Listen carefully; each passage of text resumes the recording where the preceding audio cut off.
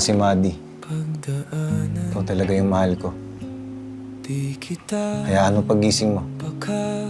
Sasabihin ko sa'yo lahat.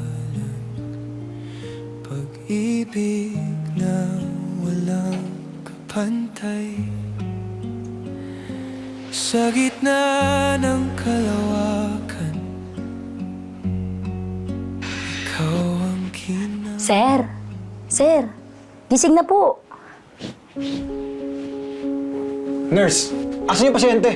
Na-discharge na, sir. Kakalis lang ba? Oo, sir. Mayaman pala yun. Narinig ko nga, ipupunta daw po ng Canada. Aba, nakabili agad ng ticket para may flight agad. Ha? Sir! Sir!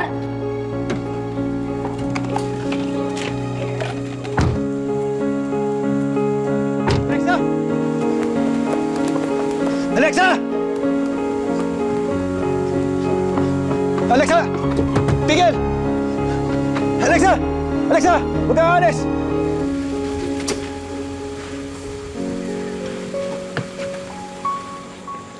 Leo! Anong ginagawa mo? Alexa! Hindi ka pwedeng umalis. Hindi ka pwedeng pumuntang Canada. Hindi ko kayang wala ka. Eh, sino bang may sabi? Naalis ako. Eh, di ba sabi nung nurse, nagmamadali ka daw umalis eh. Ano mga habulin mo? Di ba yung flight? Ang sarap kasi ng tulog mo, kaya hindi na kita ginising. Sinabi ko na kay Mama na di na ako pupunta ng Canada. Kasi narinig ko yung mga sinabi mo kagabi. Narinig mo yung mga sinabi ko? Parang. Pero medyo malabo eh. Ano ulit yung mga sinabi mo? Ano yun? Yung sa...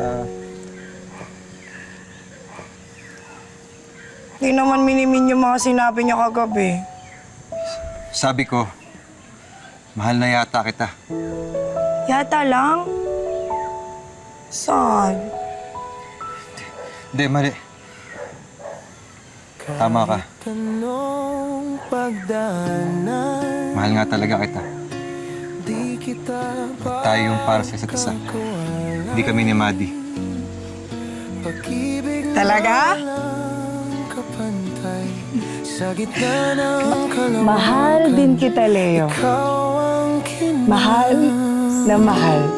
di mo ko inasahan, pero ako yung natagpuan at ako'y